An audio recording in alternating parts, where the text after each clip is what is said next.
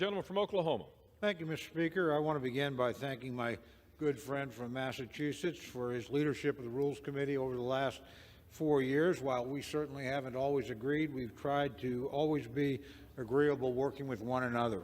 And I certainly associate myself with his remarks about the terrific work of the staff on both sides of the aisle for helping us facilitate the operation of the House over that 4-year period. I look forward again to working with my friend in the years ahead.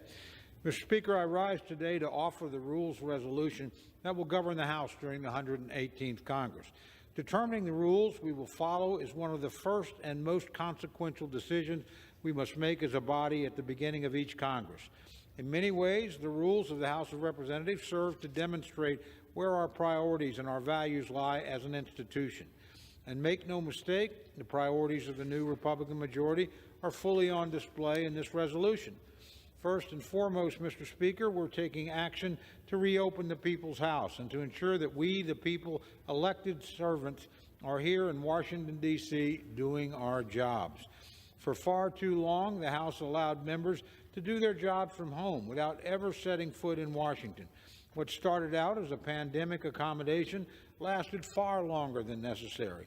But today, even President Biden admits that the pandemic is over.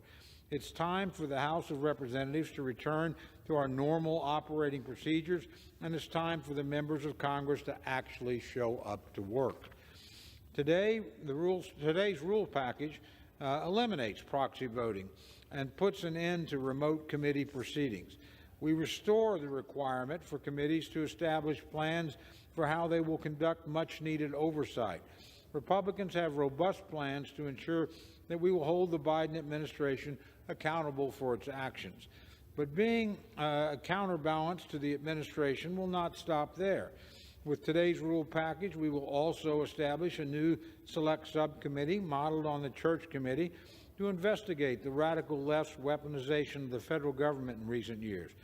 We will also modify the jurisdiction of the select subcommittee on the coronavirus pandemic to ensure we investigate the origins of the virus and finally look into the financial and societal impacts of shutdowns. And we will establish a select committee on strategic competition between the United States and the Chinese Communist Party to respond to threats posed by the CCP, ensure economic competitiveness for America, and protect human rights.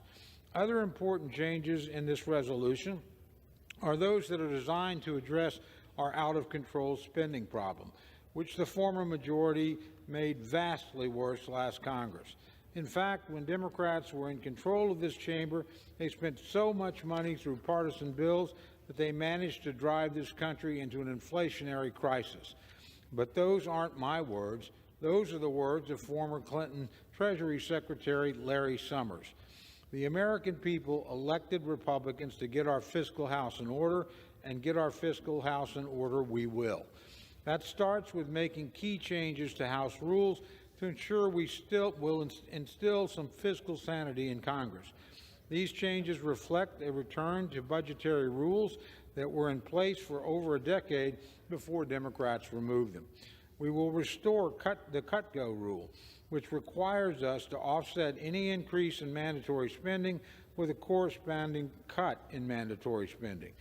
No more will the House be able to use budget gimmicks and tricks to pretend increases in mandatory spending are paid for when they actually are not. We will restore a requirement for 3/5 majority to approve any tax rate increase. If this rule had been in place, the House would not have passed the massive tax increases the Democrats included in last year's reconciliation bill. We will eliminate the so-called Gephardt rule, which allows the House to automatically suspend the debt ceiling upon passage of a budget resolution. Just as the American people have to live within their means, so too should the federal government. Automatically suspending the debt limit may be the easy and expedient way, but no matter as important as the national debt limit, what is easy and expedient is hardly appropriate. The American people expect us to make a decision on the national debt limit only after full and fair consideration and debate in the House. That starts with ensuring it will receive a separate standalone vote on the floor. Finally, we will remove the rule that allowed Democrats to simply ignore budget estimates for bills dealing with the COVID pandemic or climate change. Though it may sound controversial to my friends on the other side of the aisle, Republicans cannot and will not thrust our heads in the sand and ignore the effects of out-of-control federal spending. Mr. Speaker, I could go on and on, but on the whole, I am very proud of today's rules package. It reflects Republican priorities and priorities of the voters who elected us. It reopens this institution and ensures that all members will be in Washington to do their work as our constituents expect. It ensures that we will hold the Biden administration and the Chinese Communist Party accountable, and it ensures that we will get our fiscal house in order. I urge all members to support the rules package, and I reserve the balance of my time.